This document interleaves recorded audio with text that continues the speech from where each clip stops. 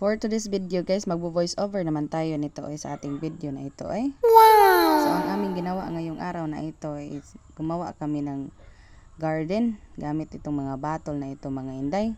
So ang aming ginawa talaga, binutasan namin ito at saka ginawa namin ng disenyo ng mga para siyang mga baboy ay. So ipakita ko sa inyo yung aming nalikom na mga plastic bottle sa mga bata at saka ginawa namin ganito. So ang amin palang nilagay dito ay mga animal manure talaga at saka aming tinaniman ng mga pichay, atsal at saka sibuyas. Woo! So ganito lang naman yun. Nasa rooftop kasi hindi kami sa rooftop, nasa second floor kami ng building kaya wala kaming garden. So naisipan ng mga bata na maglagay ng garden. So ganito talaga ang aming naisip. Hindi naman namin nakalain na madami yung malilikom namin ng mga plastic bottle. So ganito, akala ko mga 10 lang. So ang dumating, napakarami. Wow! So abang-abang tayo nito sa paglaki ng ating mga pichay. Sana lumaki sila na malusog para meron tayong ma-harvest. So yan, ako na lang na iwan dito kasi may klase pang mga bata. Hindi naman pwede natin hindi papasokin sa kanilang mga klase mga bata. Uy, naunsa. What? Masusuko naman ang mga teacher nila. So, ayun, ako na lang ang nagawa nito. So, tinapos ko talaga ito ang aking ginawa. Hindi talaga pwede hindi ko natapos kasi bornless naman ngayon na. So, ganito. Masakit naman ang likod ko dyan mga madi. So, kahit na masakit ang likod ko para matapos itong ating trabaho ngayong araw na ito.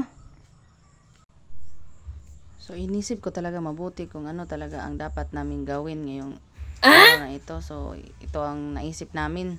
So nahirapan talaga ako mga inday sa paglagay ng mga animal manure kasi naman ang mga animal manure masabasa pa man mga inday. Uy, so ang ginawa ko mga inday, gawin talaga ako ng instinct para pang ng mga animal manure kasi naman hindi ko naman maisip na magawak-hawak ako ng mga animal manure na mga malalagkit mga inday. Uy, ginawa ko Lord.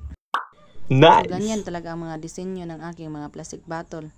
Ang gusto ko talagang mangyari, yung mga plastic bottle magiging mga baboy talaga at saka ang ginawa ng mga bata naging fox naman iyon at saka ang uban kinahimong rabbit naman in town. Oy. So hindi ko na talaga sinaway ang mga bata kasi naman gawa nila yun. Hindi naman ako ang gumawa. Tawag tayo magreklamo mga madi At yan, hindi ko na talaga maisip kung anong susunod kasi napakadami talaga nito. So ang ginawa ko, inisa-isa ko na lang, inisa-isa kong lagyan. So dumating yung kaibigan ko na si Rizame. Wow! Yan. Gusto din niyang maglagay ng mga ganito. Hindi ko naman sinabi na ako ang gagawa ng mga ganyan. Sus, nakikita talaga ang ating mga likod dito. Nahihirapan talaga ako na mag-voice over nito kasi first time ko naman mag-voice over ng aking mga video hindi ko talaga alam kung anong masasabi nyo. I-comment nyo lang ang mga sasabi nyo at saka kung bagay ba talaga sa akin na mag-voice over.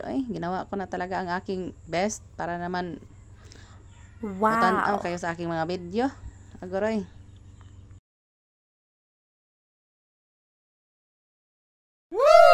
So, itinanim namin dito, nang hingi kami sa aking kasama dito sa paaralan.